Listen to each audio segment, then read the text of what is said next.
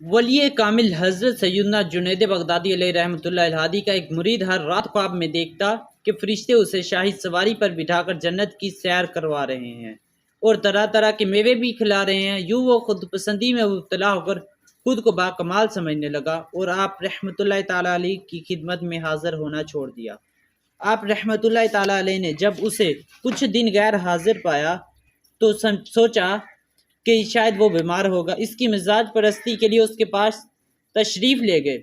جب آپ رحمۃ اللہ علیہ وہاں پہنچے تو دیکھا کہ وہ نہایت ہی شان و شوکت کے ساتھ بیٹھا ہوا ہے۔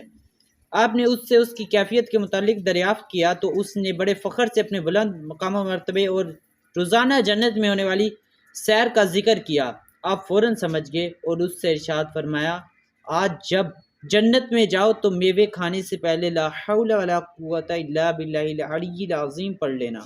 اس نے کہا، بہت اچھے۔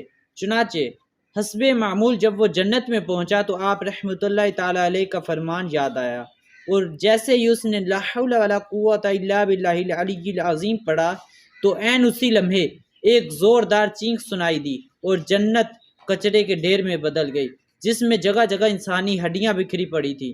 یہ دیکھ کر اس مرید کی سمجھ میں آیا کہ وہ شیطان کی چال خود پسندی میں پھنس چکا تھا۔ اسی وقت روتے ہوئے اپنے پیر و مرشد حضرت جنید بغدادی علیہ رحمۃ اللہ الہادی کی خدمت میں حاضر ہوا اور اپنے رویے پر نادم یعنی شرمسار ہوا، توبہ کی اور دوبارہ آپ رحمۃ اللہ تعالیٰ علیہ کی تربیت میں رہنے لگا۔